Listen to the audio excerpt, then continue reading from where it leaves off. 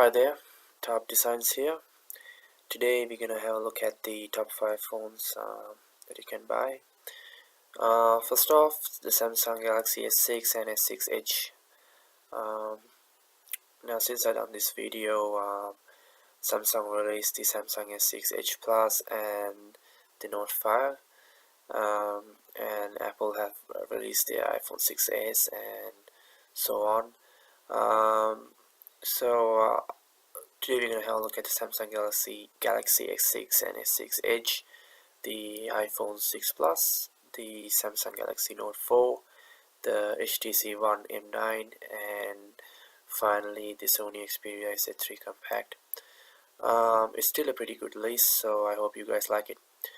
Samsung Galaxy S6, I really like what Samsung did this year with their design. It looks much better than their previous designs. Of course, they ditched the expandable memory and removable battery option, so which is not a good thing for the Samsung loyal Samsung users who like that. But then again, I am a Samsung user as well.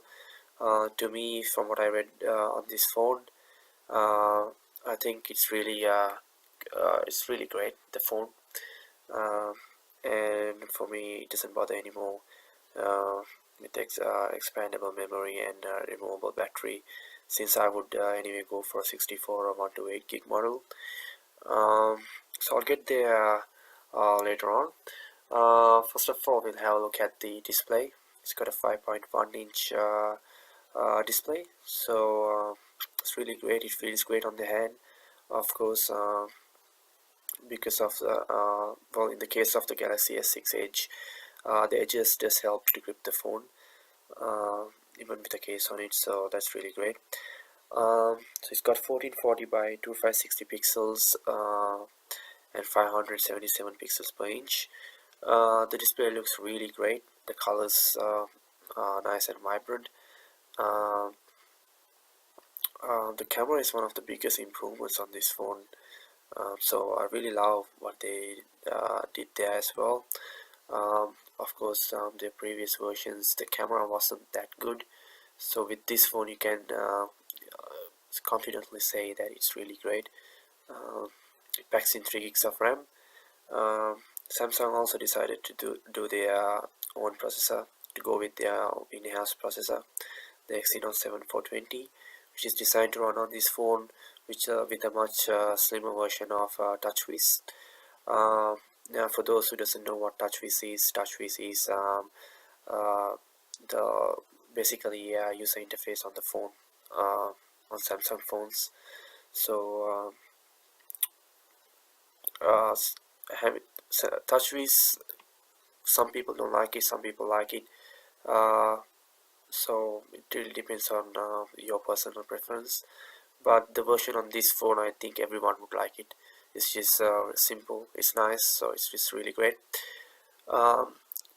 Coming to the battery, it's got a lithium-ion 2600 milliampere battery, I believe, for the S6.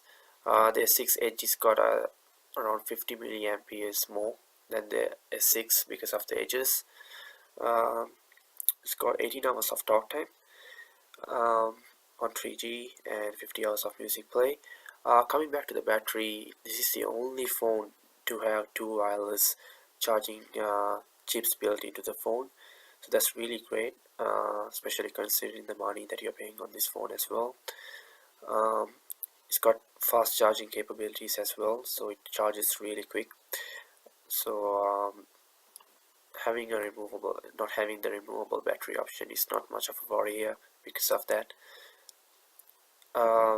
You get the 32 gig, 64 and 128 gig memory options with no expandable memory. So if you're someone with heavy use and who wants to have a lot of files on their phone, then I would suggest going with a higher memory option, obviously like a 64 or 128 gig. So yeah, that's it. It's a great phone. It really definitely worth having a look at if you if you're into Android, and if you want much more flexibility and options on your phone, this is a great phone, a great all-rounder. So next up, we'll have a look at the iPhone 6 Plus. So the iPhone 6 Plus has a 5.5-inch display with a 1080 by 1920 pixel resolution, and also 401 pixels per inch. It's got a great display with IPS and great viewing angles, so it's really great.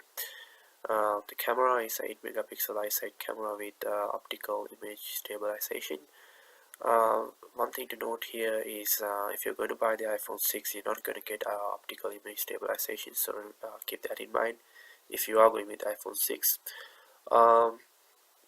The reason I've included the iPhone 6 Plus in here instead of the iPhone 6 is because the iPhone 6 Plus has much better specs, and from the reviews that I read, it's much better. So it packs in 1 gig of RAM, so even though it looks slightly lower than the other phones that we're going to have a look at, it's very capable of doing whatever that you want to do on the iPhone, of course. And it has an Apple A8 processor. Apple has a lithium polymer battery. I believe the lithium polymer is slightly better than the lithium ion, but it doesn't have any wireless charging capabilities or fast charging capabilities. The talk time is about 24 hours on 3G and about 80 hours for music play, so which is great. Then again, it depends on how you use the phone and what you do on it as well, so that depends on the user. Of course, there's no expandable memory on iPhones, and they will never have it. It comes with 16, 64, and 128 gig memory models. They don't have the 32 memory model this year. With the phones, I don't think they're gonna have it for their future releases anyway. So it's a great phone. It's the only phone you get iOS with, so it's simple to use. It I guess as they say, it just works. So it's a great phone. So next up is the HTC One M9. A great phone, has a nice aluminium build to it. Feels great. I think it's you might have problems with fingerprints on it though, even though it has a nice build on it, which is not a big problem if you're using a case anyway, or even if you're just gonna use the plain phone without a case. It's got a 5-inch display with 1080 by 1920 pixel resolution, with 441 pixels per inch, so it's got a good display as well. Has a large camera sensor of 20 megapixels, which is great. From what I read about this phone, I don't think the camera is that good with the image quality. Then again, a HTC fan might say I'm wrong, so it depends on user preference. I'm not taking sides here, so just letting you guys know. It packs in 3 gigs of RAM, Snapdragon 810 processor. The Snapdragon 810 processor, from what I read, suffers from overheating problems. So considering this phone has a aluminium back panel, the phone might get hot if you're using it on a hot day. So yeah, that's something to keep in mind. It has a lithium polymer battery, same as the iPhone, 2840 milliampere battery, so quite a large battery. Should handle your task very easily. Talk time of about 22 hours on 3G, and it has a base memory model of 32 gigs and then expandable up to 128 gigs via micro SD. So it's a great phone. It looks great. So if you're a HTC fan, that's something definitely worth having a look at. So this is the Samsung Galaxy Note 4. A great phone. especially built for the much productive user, or if you're a person who is into a lot of social media like YouTube or Facebook, then this is still great. Then again, if you have smaller hands, this is quite hard to handle. Um, it has a feature called one-handed operation, but I don't think you will be using it from the time you brought the phone, so that's not going to help as well if you have small hands. Um, it's got a very large display, 5.7 inch, 1440 by 2560 pixels and 550 pixels per inch. The colors on this phone is really great. If you're reading like PDFs and ebooks and all that, it's really great as well with the size and with the colors.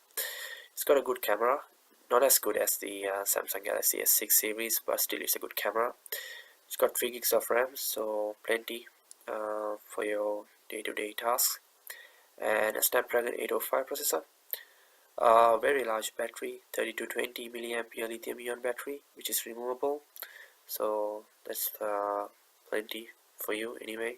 So it's got 20 hours of talk time on 3G and 82 hours of music play. Comes with a 32 gig base memory model and then expandable up to 128 gigs via micro SD card. So just adding a little bit of a note here. The Samsung Galaxy Note 5 is, from what I read, is really great. The successor to this phone. Some people believe the Galaxy Note 4 is better, but I personally believe the Note 5 is really great with its display, the camera, the usability, and everything. Still, it still outbeats the Galaxy Note 5 even on battery life, so it's really great. And that's with not having a removable back panels for the memory card or battery, so that's really great. And if you're having a look at this phone, is still a great phone to get while it's cheap now, since the Galaxy Note 5 is out, so which is why I included this on this video. But while I was doing this video, the Galaxy Note 5 wasn't available, so I decided to do a video when it's available. So yeah, I'll keep you guys updated on that. Next up is the Sony Xperia S3 Compact. Now with this phone, the specs are slightly lower than all the other phones that we had a look at, but it deserves a spot on this list. So let's just get started with it. It's got a 4.6 inch display, 720 by 1280 pixels and 319 pixels per inch. So slightly, well, very lower than the other phones, but still it has a good design and built into the phone. The cameras are what Sony Xperia models have always been known for. It's got a 20.7 megapixel camera, which is really great. It's also dust and waterproof, so very durable. It packs in 2 gigs of RAM and a Snapdragon 801 processor, 2600 milliampere lithium-ion battery. Also about 14 hours of talk time on 3G and 110 hours of music, which is very higher than the other phones that we had a look at. So which is not a bad thing, which is good. Plus there for Sony. It comes with a 16 gig base memory model, and then of course expandable up to 128 gigs via micro SD, which is great since micro SD is cheaper, and if you want higher storage, you can easily get it. So that's good. For the Sony Xperia fans, the Sony Xperia Z5 is out. They say it's a good phone, so that's definitely worth having a look at. So there you have it, the Samsung Galaxy S6 and S6 Edge, iPhone 6 Plus, Samsung Galaxy Note 4, the HTC One M9, and the Sony Xperia Z3 Compact. So if you like the video, please subscribe. Don't forget to subscribe and like our videos. If you want to watch more videos, of course, we'll keep you updated once you have subscribed. Thanks a lot for watching, and thank you. Have a nice day.